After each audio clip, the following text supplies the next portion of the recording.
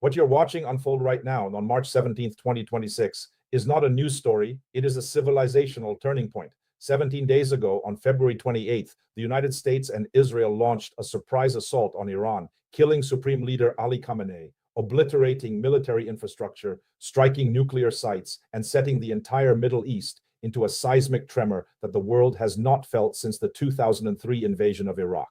And now, right now, the question circulating in every war room, every intelligence agency, every corner of the globe is this: are American boots about to touch Iranian soil? Because Trump himself has said he will never say never.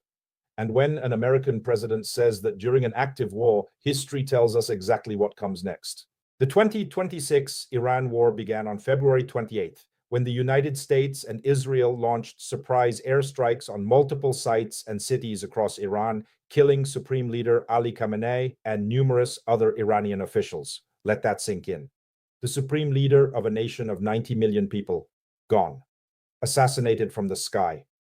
And yet, despite more than 2 weeks of relentless airstrikes, US intelligence assessments say Iran's regime will likely remain in place for now. Weakened, but more hardline, with the powerful Islamic Revolutionary Guard Corps exerting greater control. So the bombs fell, the leader is dead, and the regime is still standing.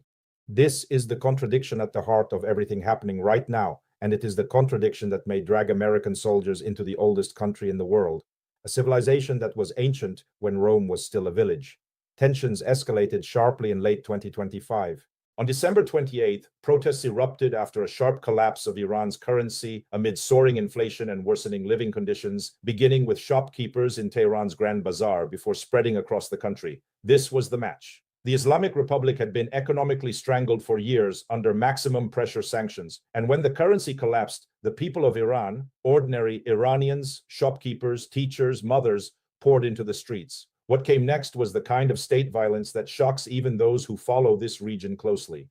Human Rights Watch found evidence of a coordinated escalation in the use of lethal force beginning January 8th, with protesters and bystanders shot in the head and torso. The Iranian government put the death toll at 3,117. Human rights activists counted at least 6,126 dead, while acknowledging the true number could not be independently verified.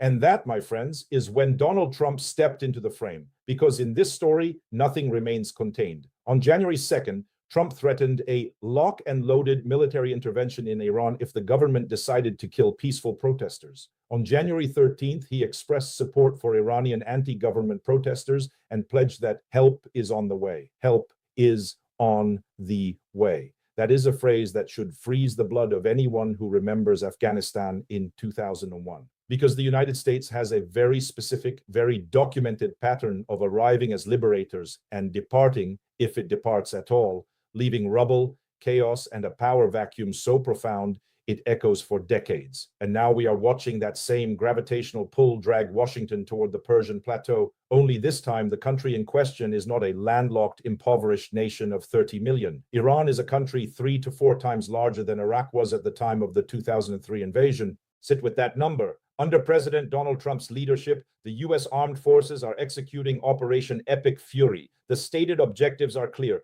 obliterate Iran's ballistic missile arsenal and production capacity, annihilate its navy, sever its support for terrorist proxies, and ensure the world's leading state sponsor of terrorism will never acquire a nuclear weapon.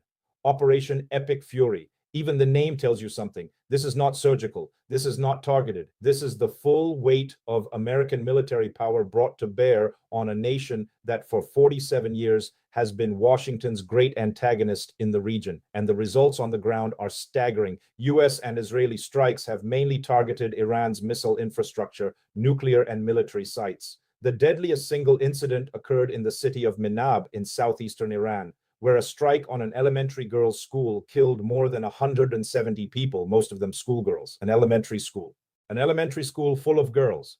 This is the reality behind the language of precision strikes and targeted operations. It always is. US forces have struck more than 5,000 targets in Iran since the war began. Iran's Islamic Revolutionary Guard Corps has launched attacks on at least 27 bases in the Middle East where US troops are deployed, as well as Israeli military facilities. 5,000 targets, 27 bases hit in retaliation. the number of US troops who have been wounded or injured during the US-Israeli campaign now exceeds 200 across 7 countries. And remember, this is only day 17. This is the opening chapter of a conflict whose final pages have not been written, and the most dangerous sentence in that unwritten text is one that Trump has now spoken out loud: ground troops. On the 3rd day of the war, Trump said that the US military is knocking the crap out of Iran, but the big wave of attacks is yet to come, and mentioned the possible use of ground troops. According to experts, the use of ground troops would be required for the goals of the Trump administration in the Middle East. This is the hinge point of history right here, because there is a profound and deeply uncomfortable truth embedded in what those experts are saying. Senators and political scientists broadly agree that airstrikes alone are generally not enough to bring about regime change. Usually, airstrikes combined with ground troops have a better likelihood of regime change success. So if the goal truly is regime change, and Trump himself has said regime change will happen, maybe not immediately, then the logic of war pulls inexorably toward boots on Persian soil. The question is not if that logic exists. The question is whether anyone in Washington has the courage or the wisdom to resist it. Washington and its NATO allies invaded Afghanistan in October 2001. The invasion was the start of a 20-year-long war and occupation during which 170,000 to 210,000 people were killed. About 130,000 NATO soldiers were involved. When the US finally withdrew in 2021, 2,500 US soldiers were still stationed there. 20 years, 170,000 dead minimum. And what did Afghanistan look like when it was all over? The Taliban was back in power, sitting in the same presidential palace, wearing the same turbans, wielding the same ideology. Only now they had American military equipment worth $85 billion. That is the Afghanistan playbook. And now you have people in Washington, in think tanks, in Pentagon corridors, seriously discussing whether Iran could end up in a similar trajectory. The honest answer is that Iran could be worse, much worse. Because Iran is not Afghanistan. Iran is a nation state with a coherent identity, a massive population, an educated middle class, deep regional alliances, and, this is crucial, a professional military that has been preparing for exactly this scenario for decades. Iran is a massive country with very difficult topography and would require hundreds of thousands of troops to occupy.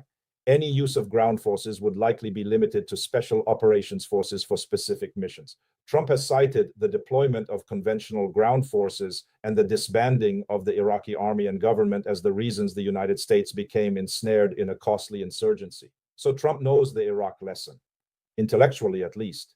He has cited it. He understands that the moment you dissolve an army and a government, you create a vacuum that fills with blood.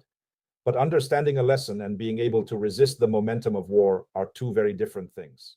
Because wars develop their own gravity, they pull decision makers forward, even when those decision makers started with modest goals. It happened in Korea, it happened in Vietnam. The military advisors sent to Vietnam became 550,000 troops. That is not a metaphor. That is a documented, repeating historical pattern. The shock and awe campaign in Iraq, launched based on the lie of weapons of mass destruction, was declared over in 2011, only for US troops to return in 2014, where they remain to this day. Afghanistan's limited mission stretched across 20 years. Now, barely 1 week into a war launched without congressional authorization, 7 American soldiers are already dead, and the administration is laying the groundwork for a ground invasion of a country 3 times the size of Iraq with a population of over 90 million. 90 million people, 3 times the size of Iraq. And the IRGC, the Islamic Revolutionary Guard Corps, is not dissolving. It is consolidating. Intelligence says so. The IRGC has survived the assassination of Khamenei and is already tightening its grip on what remains of the state. You cannot bomb an ideology out of existence. Robert Pape, one of the leading political scientists studying air power in America, put it plainly. Air power destroys infrastructure and eliminates individuals, but it is far less reliable as a tool for reshaping political systems. Now, here is where the Afghanistan parallel becomes genuinely chilling. In Afghanistan, the United States went in with a defined enemy, Al-Qaeda, Osama bin Laden, and a defined mission: destroy, capture, neutralize. Within weeks, the Taliban fell. Kabul was taken. There were celebrations. There were images of women going to school. Washington called it a victory. And then the insurgency began, slow and grinding at first, then accelerating, then consuming everything. By the time it was over, 20 years had passed, trillions of dollars had vanished, Thousands of Americans were dead, hundreds of thousands of Afghans were dead, and the mission, whatever it had been, was not accomplished. Now look at Iran. The mission, as stated by the White House through Operation Epic Fury, has 4 pillars: destroy ballistic missiles, annihilate the Iranian Navy, sever proxy networks, prevent nuclear capability. But there is a 5th objective that is whispered rather than stated: regime change. And regime change requires a replacement. Who is the replacement? Reza Pahlavi, the most prominent leader of the opposition and son of the former Shah of Iran, has stated he is ready to have his transitional government take over should the Islamic Republic be overthrown. Reza Pahlavi, the son of the Shah, the man whose father was overthrown in 1979, precisely because he was seen as Washington's puppet. You cannot write satire more bitter than this. The United States may be preparing to install the son of the man whose American-backed tyranny produced the very revolution that created the Islamic Republic in the first place. The circular logic of empire never ceases to astonish. And the Iranian people, those same Iranians who flooded the streets in late December demanding freedom and economic dignity, they did not take to the streets asking for the return of the Pahlavis. They asked for bread, they asked for rights, they asked for a government that did not massacre them. Whether Reza Pahlavi can deliver any of that from a transitional government supported by Washington while the country is being bombed into rubble is a question that nobody in Washington appears to be seriously asking. Oman's foreign minister and lead mediator commented after the outbreak of hostilities that negotiations over the nuclear program had been making progress and continued, saying that the US-Israeli war against Iran was solely an attempt to reorder the Middle East in Israel's favor. Reorder the Middle East.